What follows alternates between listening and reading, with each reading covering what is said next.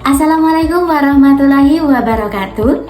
Yang terhormat Bapak Ferry Noperman MPD selaku dosen pengampu mata kuliah pemahaman tentang peserta didik dan pembelajarannya, dan teman-teman yang berbahagia.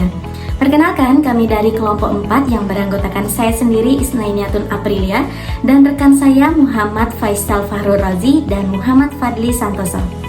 Baiklah, pada kesempatan kali ini kami akan mempresentasikan hasil diskusi kami mengenai 3 kasus yang terdapat di ruang kolaborasi LMS mata kuliah pemahaman tentang peserta didik dan pembelajarannya.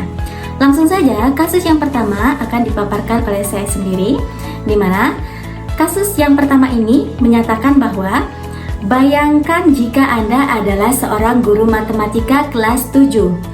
Saat ini Anda hendak menyampaikan materi mengenai matematika sosial, yakni mencari nilai rata-rata atau min. Untuk memudahkan peserta didik dalam memahami pelajaran, Anda mencoba untuk membuat urutan atau langkah-langkah yang perlu diikuti oleh peserta didik agar dapat mencari nilai rata-rata pada sebuah soal. Anda meminta kepada peserta didik untuk mengerjakan soal yang Anda berikan.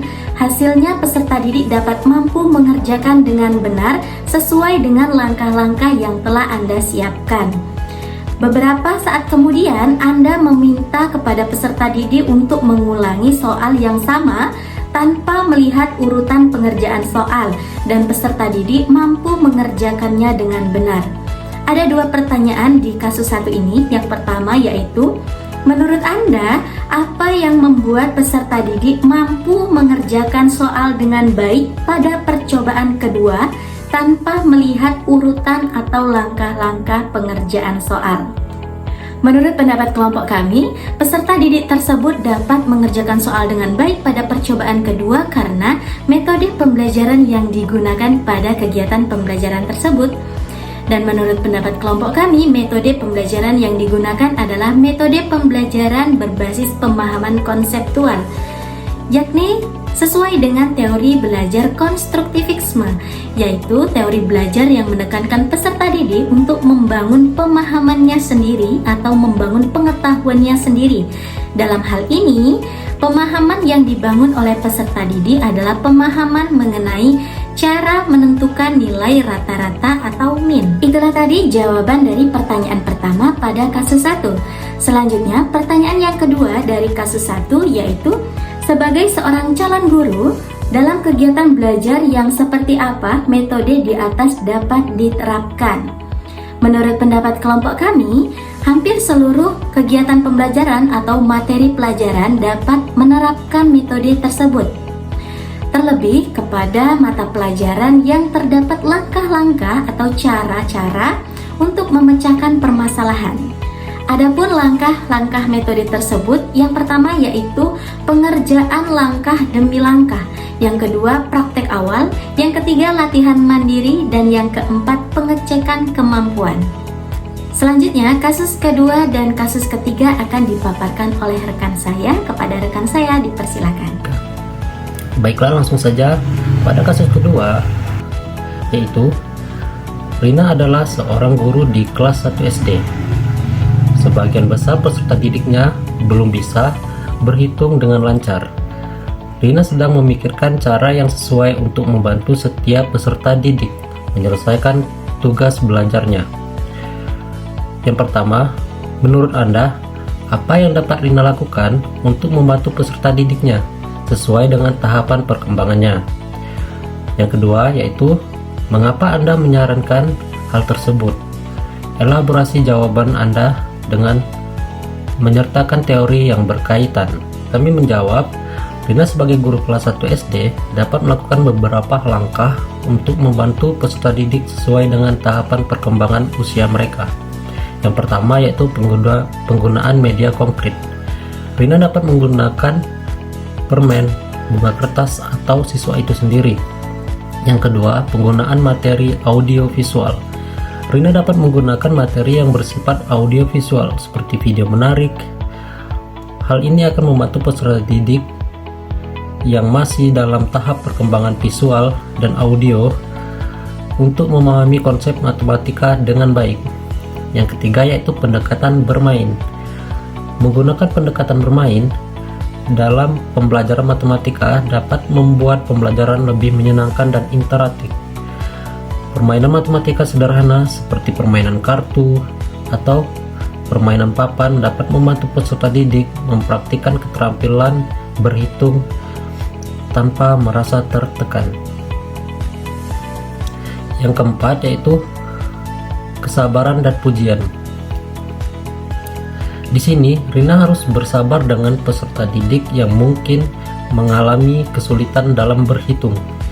Memberikan pujian dan dorongan positif saat mereka berhasil menyelesaikan tugas matematika akan meningkatkan kepercayaan diri seorang murid.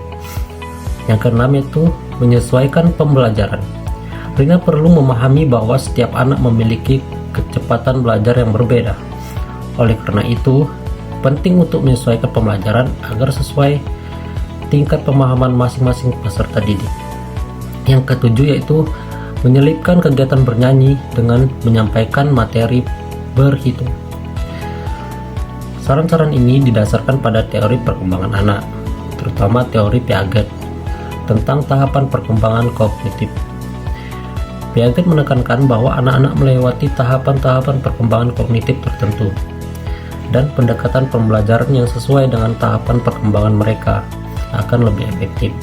Oleh karena itu, menggunakan media audiovisual dan bermain, bernyanyi, dan bekerja sama dapat mendukung perkembangan anak-anak dalam tahap ini sambil memberikan dukungan yang diperlukan untuk mengatasi tantangan belajar. Menurut saya itulah yang dapat kami sampaikan. Kasus 3 akan disampaikan oleh rekan saya. Terima kasih. Perkenalkan, nama saya Evandy Santoso. Saya akan melanjutkan yang selanjutnya yaitu kasus 3. Di mana di sini Made adalah seorang guru yang mengajar di salah satu sekolah negeri di wilayah Bali. Ia mengampu mata pelajaran bahasa Indonesia. Ia hendak mengajarkan materi teks deskripsi pada peserta didiknya. Pada buku cetak yang menjadi panduannya saat mengajar, terdapat beberapa contoh teks deskripsi menceritakan tentang bangunan-bangunan pencakar langit yang ada di ibu kota. Dengan mempertimbangkan latar belakang setiap peserta didik, Made pun mencoba untuk memberikan contoh berbeda. Ia memberikan contoh teks deskripsi tentang pantai dan makanan khas Bali. Pertanyaannya, menurut Anda apakah pertimbangan dan keputusan Made sudah sesuai? Mengapa demikian? Menurut kelompok kami, keputusan yang diambil oleh Made sudah sangat sesuai, karena keputusan Pak Made memberikan contoh teks deskripsi dan makanan khas di Bali sesuai dengan pertimbangan yang baik, terutama jika ia ingin membuat materi lebih relevan dengan latar belakang peserta didiknya. Ini adalah langkah yang baik dikarenakan yang pertama, relevansi dengan konteks lokal, menggunakan contoh yang berhubungan dengan lingkungan atau budaya lokal, peserta didik dapat membuat pembelajaran lebih bermakna dan menarik bagi mereka. Kedua itu pengembangan keterampilan menulis dengan memberikan contoh teks deskripsi yang beragam seperti tentang pantai dan makanan khas yang ada di Bali. Made membantu peserta didik dalam mengembangkan keterampilan menulis yang lebih luas dan beragam. Mereka akan belajar cara mendeskripsikan berbagai topik yang merupakan keterampilan penting dalam bahasa Indonesia. Yang ketiga yaitu pemanfaatan sumber daya lokal. Dalam mengajar penting untuk memanfaatkan sumber daya yang ada di sekitar kita. Dalam kasus ini Bali memiliki banyak pantai yang indah dan makanan khas yang terkenal, sehingga Made memanfaatkan kekayaan budaya dan alam Bali untuk mendukung pembelajarannya. Pertanyaan yang kedua yaitu prinsip apa yang Made gunakan dalam kasus tersebut? Berdasarkan hasil diskusi kami bertiga, prinsip yang Pak Made gunakan dalam kasus ini adalah prinsip pembelajaran kontekstual, di mana pendekatan ini menekankan pentingnya mengaitkan materi pada materi pelajaran dengan konteks kehidupan sehari-hari peserta didik. Itulah tadi hasil presentasi dari kelompok kami. Lebih dan kurang kami mohon maaf. Kepada Allah kami mohon ampun. Kami akhiri. Wabillahi taufiq wal hidayah. Wassalamualaikum warahmatullahi wabarakatuh.